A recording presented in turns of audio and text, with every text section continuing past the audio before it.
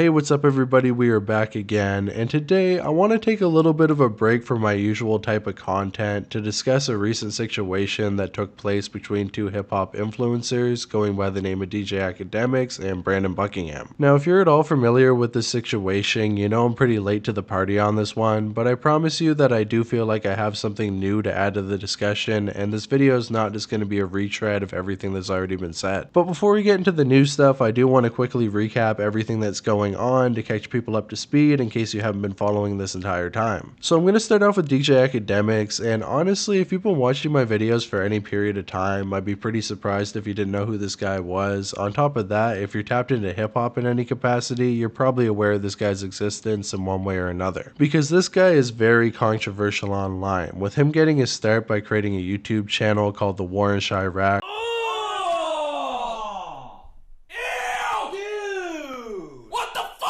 where he basically reported on all of the gang activity in Chicago at the time. This was a very successful formula that ended up getting him over 300,000 subscribers and definitely got him a voice in the world of hip hop, but at the same time, a lot of people really didn't respect what he was doing with his content. Some people believed that he was actually increasing the crime rate in Chicago by reporting on this stuff, exacerbating gang beef, snitching on people and getting them in trouble, and sometimes even getting people.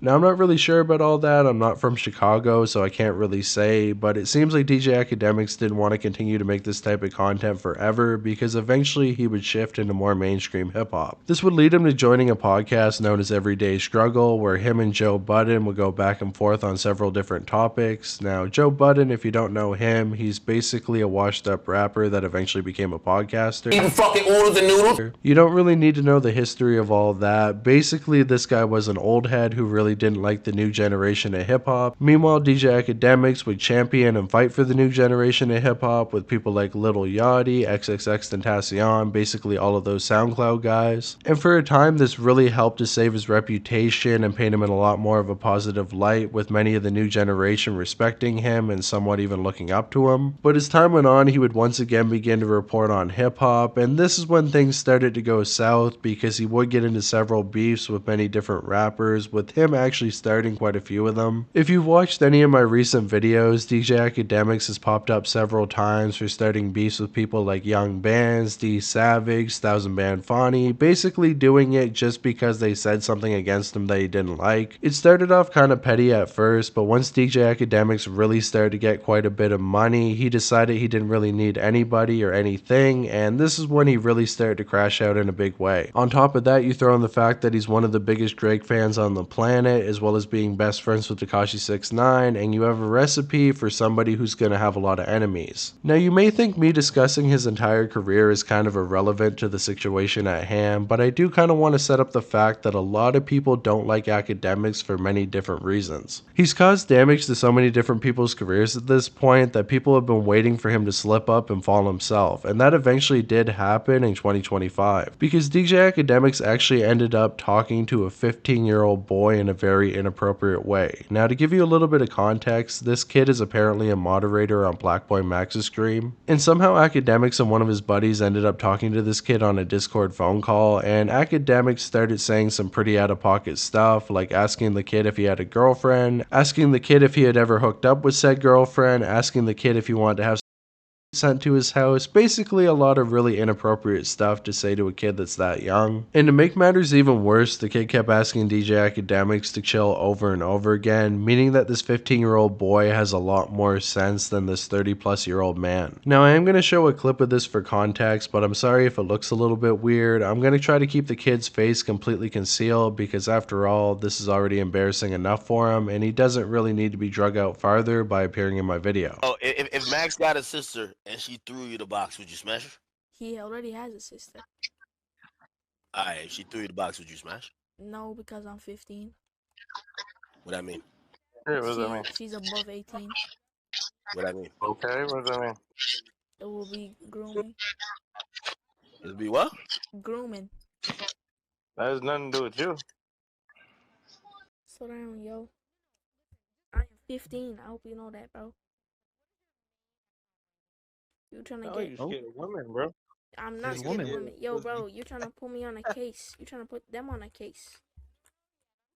So there you have it, guys, a 30-plus-year-old man talking to a 15-year-old boy in a pretty inappropriate way. I mean, DJ Akademiks should definitely know better than to talk to somebody that age in that type of way. It should be common sense, but I feel like Akademiks probably was drunk, and that's one of his greatest downfalls. So with a clip like this circulating online, it wasn't long before DJ Akademiks started to catch quite a bit of heat, and to be honest with you, he definitely deserved it. Although I do feel like some people took it a little bit far, but that makes sense when you consider the fact that, like I said before, a lot of people already don't like DJ Akademiks for different reasons. But for the most part, a lot of the really out-of-pocket claims seem to come from DJ Akademiks' comment section, which is always going to be completely disgusting. That's the type of fan base that he cultivated. It wasn't really anybody all that important. Well, that was all until Brandon Buckingham ended up getting involved in the situation, putting out an over hour-long video called "I Hate DJ Akademiks, Grooming, Lies, and Manipulation." And honestly, grooming is a crazy claim to make. I mean, don't get me wrong, what DJ Akademiks did is definitely very gross. He doesn't seem to have a very good boundary when he talks to younger people, but grooming is a pretty big claim to make. I feel like you would need a little bit more evidence than one phone call to prove that DJ Akademiks was actually grooming this kid, because usually grooming takes place over the course of time and doesn't happen all at once. But let's give Brandon the benefit of the doubt, because maybe he knows something that we don't. Well, he actually does know something that we don't, but it has nothing to do with DJ Akademiks. Because throughout the course of the video, he basically just plays the same clips that everybody else has been playing in their own videos, talks about the same talking points. The only difference is that he seems very angry right from the start. 35-year-old DJ Akademiks, whose real name is Livingston Allen, has been busy up late at night on Discord, speaking to 15-year-olds, asking them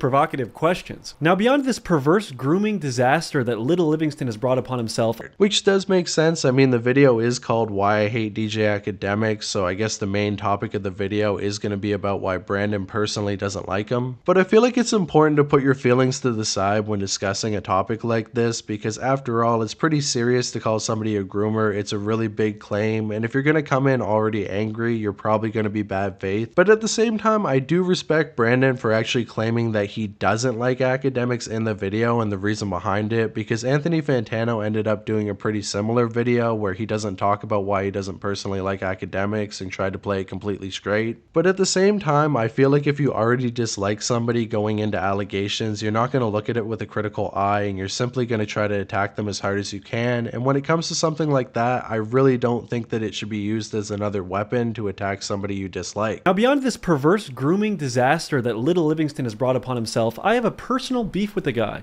He has made multiple videos attacking me, and I feel it is now time that I properly respond. So without further ado, let's get into the intricate details of why I hate the woman pig who calls himself DJ Akademiks. All right, now we're going to switch gears from the grooming allegations to what initially made me hate DJ Akademiks. If you guys recall, I did a video with YBC Duel back in April or May, posted it in September, and tragically, within less than 24 hours, he was down and killed. And immediately, the next day, DJ Akademiks ran to his stream to say this about me. I will say, and I don't know this Brandon Buckingham guy, he might be like the Andrew Callahan guy who's not really into hip-hop.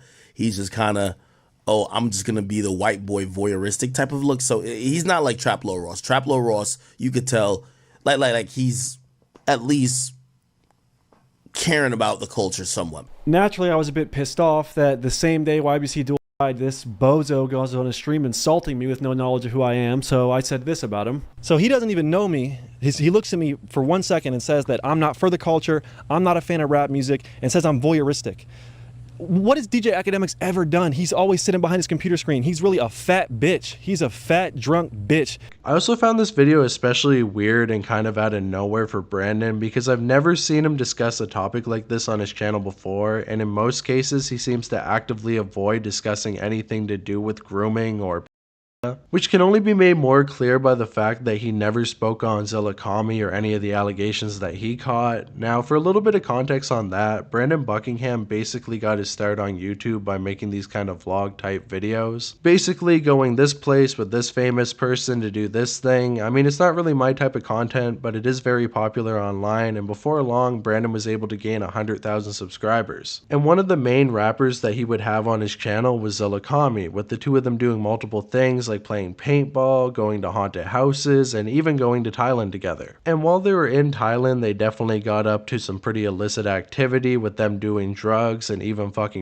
shoots together, which means that they definitely had a pretty close bond. The two of them definitely were very close friends. I know that they would try to say nowadays that it was really only a business interaction to get more attention on Zilla's music and get more attention on Brandon's videos, but I mean, you're not taking another guy on vacation if you're not at least a little bit close with them. But yet, once 2024 rolled around and Zilla Kami began to get allegations of grooming several Brandon Buckingham really had nothing to say about it, which honestly surprised a lot of fans because I think a lot of people thought that Brandon might try to come out and defend Zilla Kami, which would have been a really bad idea, but to me, I thought that he would have come out and said, you know what, I have no connection to this guy anymore, I don't endorse anything that he's getting up to, and so on and so on. But at the same time, I guess it really is only allegations by Brandon's standards, so he really didn't want to say a whole lot and just kept it pushing, which is completely fine. I mean, if I was in his situation and I had a big company that I'm trying to run, different types of content that I'm trying to make, I probably would want to disassociate myself with anybody who could hurt that brand, especially if I was in Thailand with that person,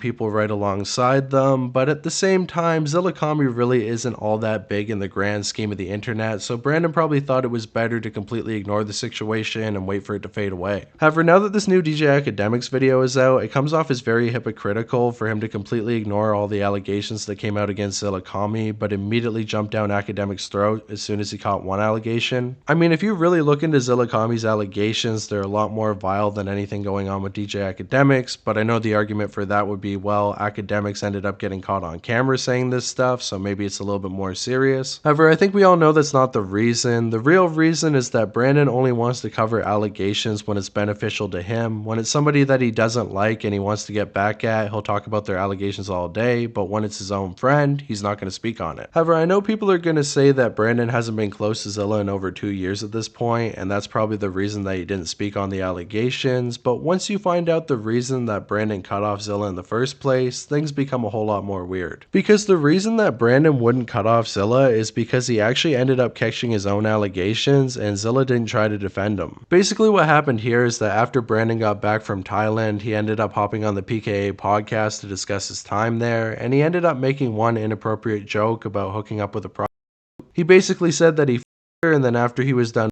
f***ing her, he ended up taking her to school. Now, he claims that he only said that because the were smart, but a lot of people believe that he was trying to say that she was underage, which to me is a bit of a stretch, and I wouldn't really give this claim any credence. In fact, this isn't the only time that Brandon Buckingham has been falsely accused of something like this, because Sneeko actually previously called up Brandon Buckingham for threatening to his girlfriend, which of course was completely untrue and was completely fabricated by Sneeko to try to get back at Brandon. And while Brandon didn't fabricate the allegations against Akademiks, I feel like he should know what it's like to be falsely accused of something and have somebody who's angry at you come at you with full force to try to tear you down for a rumor. I just feel like it's a bad way to approach these topics, and I feel like it's kind of a dangerous way to go about it. I mean, when it comes to Akademiks, everybody already hates him, so they're all going to give him a pass, but imagine if Brandon went at somebody a little bit smaller than Akademiks. If he got really pissed off at a rapper who didn't really have all that big of a platform, the guy ended up saying something kind of sus on a phone call, and then immediately Brandon made an hour-long video about why he doesn't like the guy and why the guy's a groomer. I'm not saying that Brandon would do that, but it seems like a very slippery slope coming into a video already upset, already disliking the person. It is a good thing to disclose why you don't like them, but if you can't be unbiased in the situation, then I feel like you shouldn't make the video in the first place. And don't get me wrong, this goes a lot deeper than Brandon as well.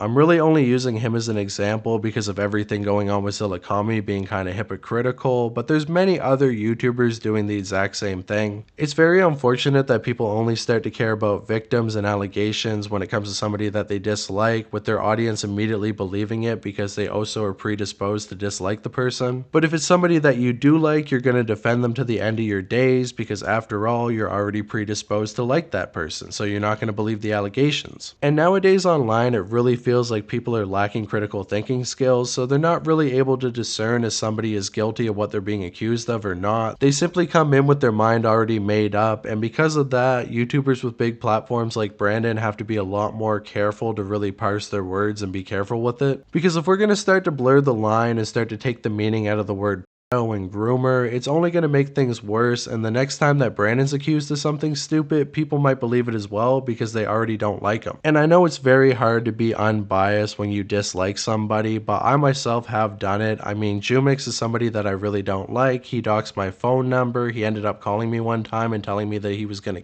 me. But despite that, still to this day, I haven't seen any proof that he actually is guilty of the allegations that he's been accused of, and because of that, I'm not going to call him a simply because I dislike him. Being a groomer or was one of the worst things that you can be accused of online, and in my opinion, one of the most vile crimes that any man could commit on the entire planet. So if you're gonna accuse somebody of that, you gotta make damn sure that you really have proof, or try to cover it without really getting too overly involved. But it seems like a lot of these modern day YouTubers really can't do that, and because of that, I don't think that they should cover these topics anymore. And that's personally why I stopped covering topics like this myself, because I found myself getting too personally invested, and if I'm gonna be covering stuff like this, I need to remain unbiased, and I don't know if I have the ability to do that. And I would hope any other YouTuber, especially with a bigger platform than me, could also do the same thing. If you don't feel equipped to be able to cover an allegation in an unbiased way, simply don't do it. These are real people. These are real people who are getting hurt on both ends of things. So if you really want to come out against somebody, come with all the evidence, come with a clear-headed mind, and don't simply do it to attack and tear somebody down. And if you really can't put yourself in somebody else's shoes, simply do it, because the next time that you're accused of something, you're going to want people to have charitability for you, so you should have charitability for other people, unless of course they're completely caught dead to rights like your buddy Zillakami. And on top of that, I just want to say there's way worse things that you could go at DJ Akademiks